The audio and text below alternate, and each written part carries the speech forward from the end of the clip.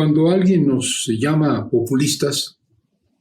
nos podemos molestar, nos podemos sentir ofendidos. La palabra populista generalmente se usa como una forma ofensiva de calificar a alguien, como algo peyorativo, insultante. Sin embargo, el concepto de populismo y el concepto de popular son conceptos que tienen larga historia y que han sido conceptos utilizados en procesos de transformación, procesos revolucionarios. Sin irnos demasiado lejos, a fines del siglo XIX, principios del siglo XX, corrientes revolucionarias que pensaban que el pueblo entero, obreros, campesinos, eran la fuerza que iban a permitir la liberación, fueron calificadas de populistas incluso por otras corrientes políticas que en la misma época pensaban que había que hacer una revolución a partir de ciertas clases, la clase obrera en particular. Entonces tenemos por un lado aquellos que decían, no, el pueblo entero, un pueblo en algunos casos mayoritariamente campesino, es la fuerza de la revolución, y estos fueron llamados populistas. Y otros que decían, no, es que el proletariado en realidad debe ser la palanca de la revolución porque es una clase llamada a hacer transformaciones profundas. Y estos, por ejemplo, eran marxistas. Y en la Revolución Rusa así ocurrió. Fue una revolución en cierto sentido populista porque la mayoría del pueblo ruso era campesina y había corrientes políticas que impulsaban en el campesinado la revolución. Y por otro lado, una visión proletaria de la revolución que fue la revolución de los bolcheviques, la revolución encabezada por un hombre que ha pasado la historia, Vladimir Ilich Lenin. Después tendríamos otras revoluciones que podríamos llamar populistas, la revolución china, una revolución también, como en el caso de Rusia, en un pueblo mayoritariamente campesino, fue una revolución popular. No era una revolución proletaria, en un principio se pensó que podía ser una revolución proletaria basada fundamentalmente en los obreros, quizás de Shanghái, pero después se vio claro que era el pueblo chino, mayoritariamente campesino, el que tenía que tomar la iniciativa de una revolución, y así fue. Sin embargo, en América Latina el concepto de populismo ha sido utilizado en ese sentido que yo mencionaba inicialmente, de una manera peyorativa y para designar a aquellos gobiernos, aquellos que gobernando se atribuyen la representación del pueblo, dicen hablar a nombre del pueblo, dicen ser los portavoces del pueblo, los representantes del pueblo. Este gobierno es un gobierno del pueblo y este es un gobierno a favor del pueblo que encarna en él el pueblo. Estos populismos son generalmente declaraciones, populismos de dientes para afuera, son populismos, diría yo, demagógicos.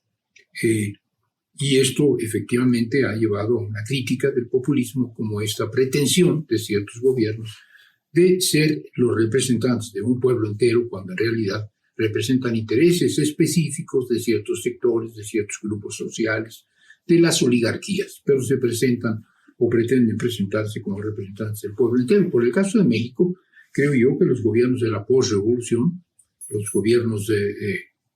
que en la última etapa se expresaron a través de un partido, el Partido de Estado, el PRI, eran gobiernos con esta pretensión populista, ¿no? Pretendían ser los herederos de la revolución, los portadores del nacionalismo revolucionario, la expresión entera del pueblo de México, cuando en realidad representaban una clase cada vez más minoritaria, una clase cada vez más oligárquica, que era la burguesía, la gran burguesía y luego las transnacionales. Nosotros, hoy, en esta iniciada cuarta transformación, creo que es claro que lo que estamos haciendo es una política popular, una política que va dirigida al pueblo en su conjunto, entendiendo por el pueblo a las mayorías trabajadoras,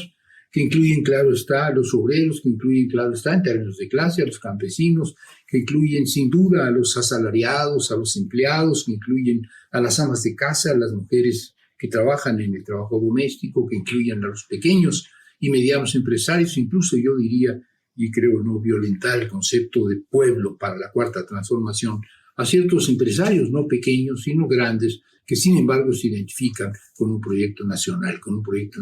incluyente. Entonces, una revolución popular,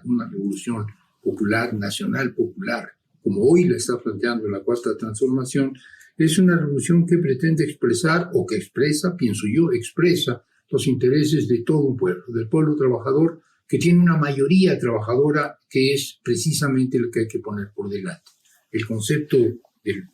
la política popular por excelencia hoy en México sería por el bien de todos, primero los pobres.